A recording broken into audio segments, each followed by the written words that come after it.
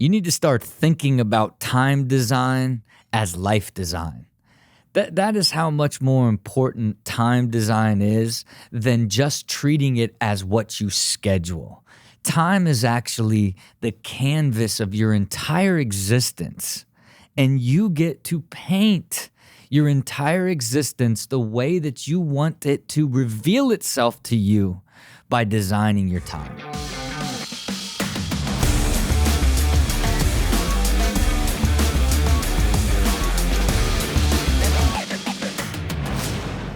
Welcome to Build with Rob. It is your boy, Rob Dyrdek, talking about one of my favorite subjects, which is time. And again, I love talking about the same things over and over as I continue to experience them and understand them in different and unique ways for myself that I can turn around and share with you on this show and just get you thinking about what I'm thinking and how this new perspective or shift in perspective may add clarity to you trying to be more efficient with your time and more optimized in your life the same way it has affected me. And really something lately that I've been on is this idea of like, man, time is so much different than we actually look at it. We really look at time as like, oh, it's limited and we've got to make sure we use it efficiently. And if you're going to design your time, that means you're going to design your schedule and all the things that you want. When it's much broader than that. It's so much bigger than that because time. When you think of it more of like, your entire existence, everything that's happened before and everything that'll happen in the future, and it being this thing that you get to paint and you essentially get to create, it changes the perspective. For me, I think a lot about like, when I shifted over to looking at like my entire existence and then putting a number to it, how much my life changed, and really seeing everything, and every moment, every hour, every week, every month, every year into my entire life that I want to live, which today, of course, is 1 million hours and 114 days and 114 years and 54 days. But, that way of looking at it changes my perspective of how I would create it and design it. It allows me to see further and create goals that lead to how I use that time in 10, 15 years into the future as far as I can possibly see, but it gets more purposeful and more intentional the closer it gets. And for me, even though I create goals for, 5, 10, 15, and as far as 20 years of these bigger milestones that I want to achieve, when I look at how I spend time, I can really see how I am going to spend it over the next 5 years, and then how I want to evolve that time going into the future, and how, I predominantly spend, 25% of my time working, and knowing that 5 years from now that I plan to reduce that, more into the 10 or 15% range. And I can see that because I know that that's ultimately what I want to do that many years down the line after I accomplish the things that I want to, do that are so clear to me over the next 5 years, and so when you think about it from that lens of like, okay, you're looking all the way out into the future and painting essentially what your life's going to look like through the lens of where you want to spend time. As you begin to pull that back, it's where the probability increases and where the intention gets more and more specific as it gets closer and closer to you, right? And even when I think about how I've designed my days, and how creating the rhythm of existence to design sort of my year, and then go into sort of my quarters and my months and my days, and then sort of all the data that I collect and everything that I do to continuously design and redesign my time to keep me in this flow state. I always think about how it's always going back to trying to consistently, design my time in a way that every single day I enjoy the day. And even when you think about all the data that I collect to give me insight to optimize my whole life, it still boils down to data collected based off of what I was doing the previous day. And think about that, because that's sort of like my tool that I'm judging the quality of my day, the quality of that time, and ultimately the quality of my life. And then I began to look at all of these different things that were like, well, if I do this more consistent, that drives up these qualitative numbers that I track, that ultimately are the clear indication that, hey, I had a great day. And then when you stack that up, I had a great month. And then you look at a whole year, wow, this is the best year of my life. And then when you begin to look at, you planned all of the things and were able to create the clarity of how you wanted to spend time and how you would feel, and ultimately, delivered on the vision that you had for that year, that month, that week, that day. And that's when you really begin to use time not just as a primary tool to keep you balanced and live a harmonious life, but ultimately laying out exactly how you want the future to occur and unfold. So you're creating with greater and greater probability that you're going to be happy in the future, based off of continually looking at time as life design, rather than just scheduling the stuff that you should do. And when I think about that, dumping back down into that data, I'm still, tracking qualitatively, how did I feel about my life, work, and health? So that gives me the insight and the indication of something that I may need to change or adjust as it relates to how I'm using my time in the future, if the scores are low. So that doesn't happen to me again, or on a less consistent basis. Then, along the way, I looked at like all these things that were time related, that made me feel better, happier, stronger, give me more energy, more capacity, and sort of the health discipline things that I would track, right? Did I get up at 5? Well, I add that to my calendar. I design that to my time that I'm going to get up at 5. Did I meditate and brain train? Well, I add that to my calendar each morning, and it's part of my rhythm, and I've designed the time to make sure that I do it. Did I get in the gym? Well, I've designed the time to make sure that I did.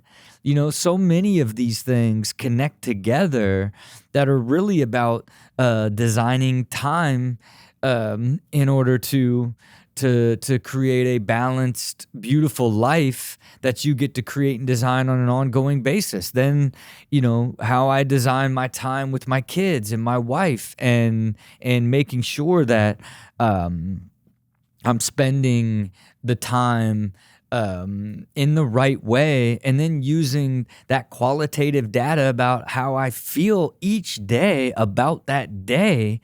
It gives me just that complete and total indication of whether or not I need to adjust my time to make the use of that time better.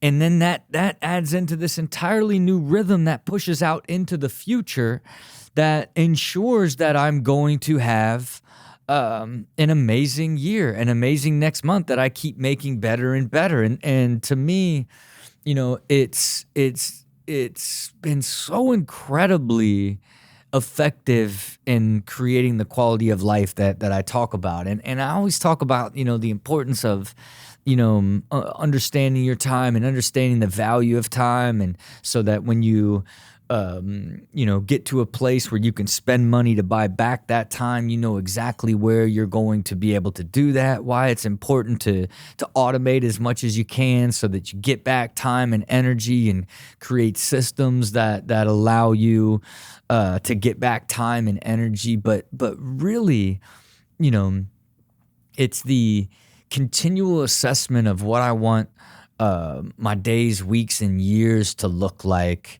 not only today in this year, but into future years as I look at my life as a whole, as I look at my age and my desires, my children's age, my wife's age, like the stuff that I'm depending on my stage of life that I know I'm going to want to dedicate my time to, that I know will create the fulfillment that I will want to do in the future. It's so much different than scheduling, or even respecting it, or, how I love to say it, and I'll say it till the day I die.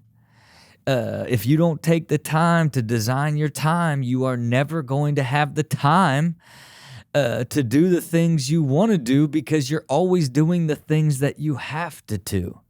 And I say that from a making sure that you understand the importance of designing time, but if you don't design the life that you want through time, you're just going to keep living the life that you have until all of a sudden you're out of time. It's almost the same sort of construct, but in the wider, broader sense. Like, because there's certain aspects of who you are that you are going to change depending on the time range, right? Like if you have a job right now and you're 35 years old and you just want to change that job, and you look out and I got to change it by 40, and now you're 47, you don't got to keep like adding like, oh no, I'm going to do that by 57. Now it's going to be 67. Like you missed it by not putting it into the future and then defining it and then creating the path to get to that better future of how and where you want to spend your time, and being beholden to that as something that's much more significant to the way that you want to live, rather than just a goal of just continuously backing in from, what would be my ideal life and how would I spend my time. I think a lot about that as it relates to how you should think about where you are today and where you would like to be in the future as it relates to your time.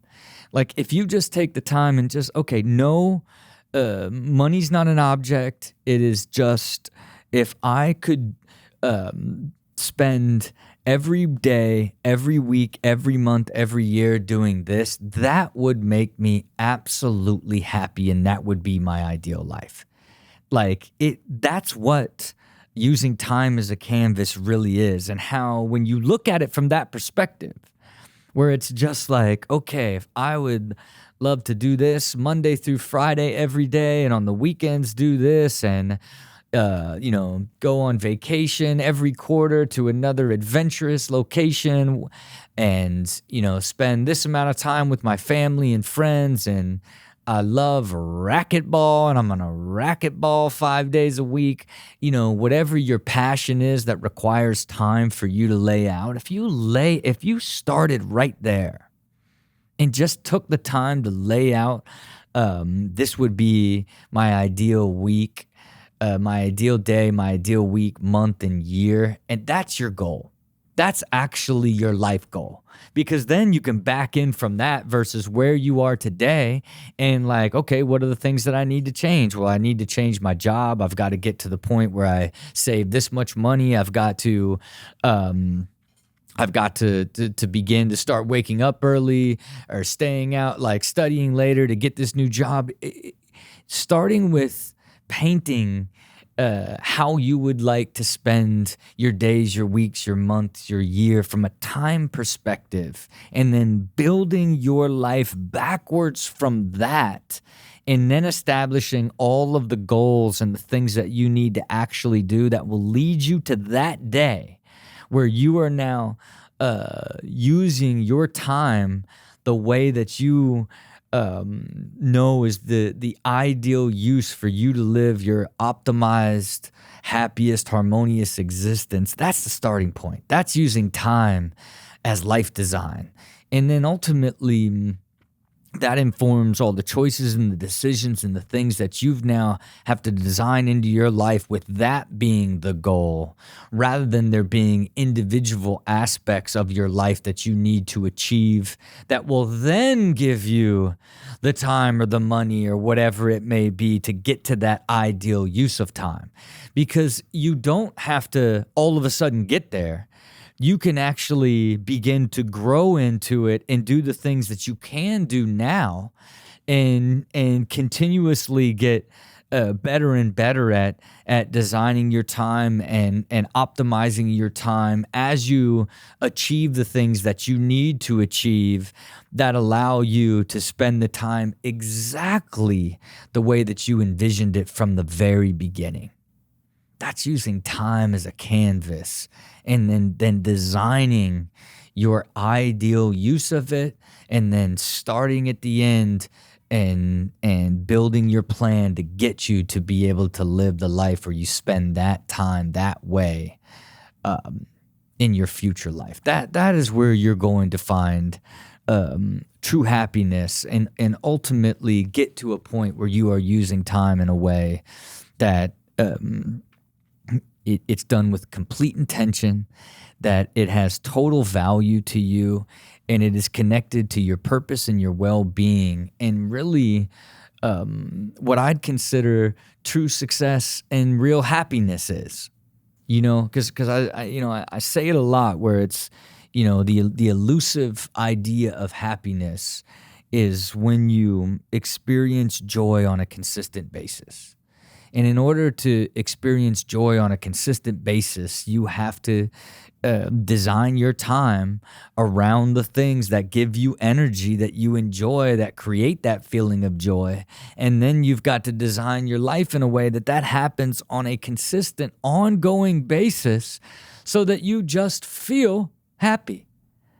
And I'm telling you, it really starts with understanding what is sort of the core structure of that, looking at what would be, my ideal use of time on a daily, weekly, monthly, yearly basis, and look out as far as you can and begin to put milestones to that. And then design backwards from there. It's the framework of retirement is outdated and unengaging to anyone that's young, because this idea that, I'm just going to be in this job that I don't like, and then I'm going to work till I'm 65 so that then I now have the time to do what I want and actually enjoy the way I use time. Okay, great. Seems amazing. I got an idea.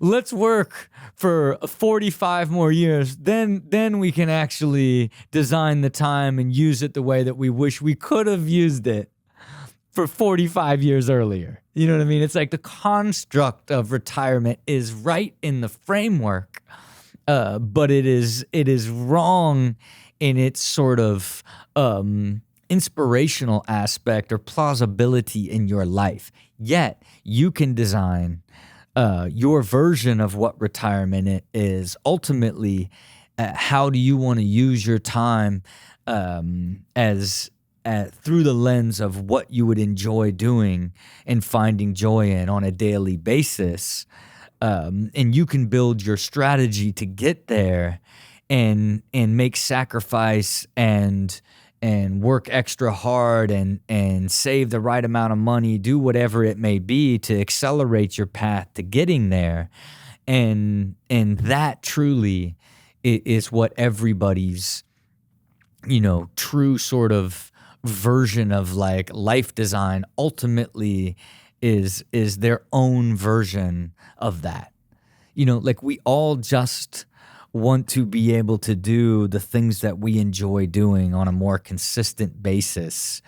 And you've got to design a path that allows that to happen. In the best way to do that is, instead of just looking at goals and building it backwards from there, look at it from a time perspective. Not only when do you want to do it, but what would you be doing on a daily, weekly, monthly, yearly basis when you get there, and where are you at today, and begin to change incremental parts of your life that allow you to grow and evolve into using time exactly the way that brings you the most joy on a consistent basis. Because look, that is what it's about. You know what I mean? We're just trying to live harmonious, high quality lives and just be happy. That's it. Just trying to be happy. And I promise you, I promise and I preach to you, if you continually look at time in a more dynamic way and focus on it and get better and better at using it with intention and looking at your life through the lens of how did it feel today, the way that I have designed my life that led to this experience of using this time, and continually optimize that and get better and better at using that time, that you are going to be a happier and happier person for the rest of your life, because you're just going to get better and better at looking out into the future and deciding how you would like to use time, and then implementing all of the systems and solutions and plans that you need to actually execute to get to living a life of using that time. And then when you get there, then you'll just be continually doing that on an ongoing basis, and you will be in a perpetual state of happiness. I promise you, because that's what it's about. All right, you know what it is. Appreciate you all for tuning in and listening and playing a part of this vision and this mission that I'm on. Of course, like, subscribe, comment, interact with us at the Dyrdek Machine, all of our socials, whatever it may be. Appreciate you all, as always. And you know what it is.